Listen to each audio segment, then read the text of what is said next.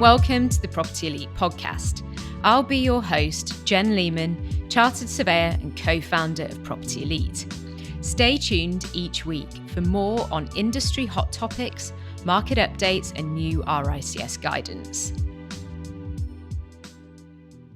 In this week's podcast, I take a look at my 5 top tips to ace your AssocRICS Summary of Experience.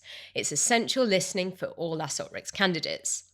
So number 1 is refer to the pathway guide. My first top tip relates to the content of your summary of experience.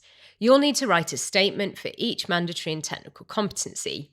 Your starting point for what to write for each competency stems from the relevant AssocRICS pathway guide. For example, residential survey and valuation or building surveying. Each pathway has 8 mandatory competencies: client care, communication and negotiation, conduct rules, ethics and professional practice, conflict avoidance management and dispute resolution procedures, data management, health and safety, sustainability, and team working. You will need to write a statement for each of these, with the exception of conduct rules, ethics, and professional practice, which is assessed solely by the professionalism module, and of course, ensuring that what you write elsewhere in your submission is ethical and professional. Each pathway also has a number of technical competencies. Some of these are core, where you have no choice over the competencies, whereas others are optional, where you have a choice over which competencies you choose. Some pathways have no optional competencies, so it's essential to refer back to the pathway guide at all times.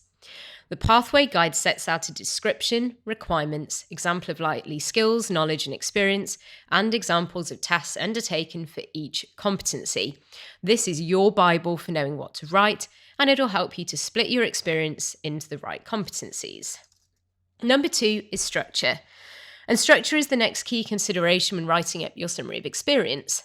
From my experience, referrals are frequently based on a lack of practical experience demonstrated in AssocRICS submissions.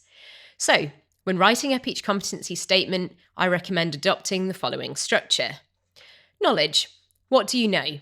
This should refer back to the examples of likely knowledge detailed within the pathway guide for each competency. This will need to be fairly concise given the limited word count. Examples. You need to include at least 2 examples of relevant experience in each competency statement. You can use the examples of likely skills and experience or tasks undertaken to identify which examples will be appropriate to include in each competency. Your examples should be very specific, for example, on a property or project level and written in the past tense and first person. So, you could put, I valued a residential property in Bristol using the comparable method, ... Number 3 is for signposting.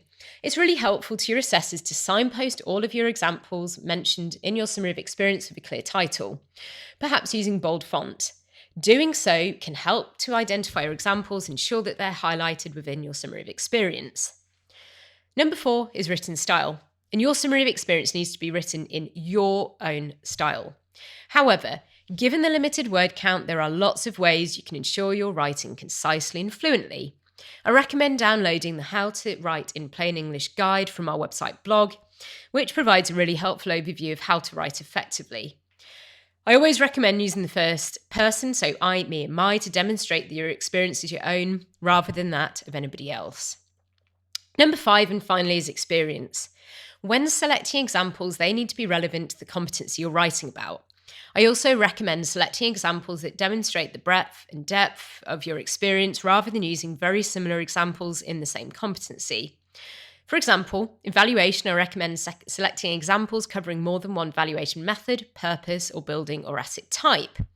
You do not have to, however, demonstrate experience of every type of example on the list in the pathway guide, but a range of examples will help to ensure that your AssocRICS submission is successful. Thanks for listening to the Property Elite podcast this week. Head to our website to check out our full blog, free and paid support resources and services, free consultation for every single RICS APC and AssocRICS candidate, and also ask us any questions you have via the website chat blog. See you next week.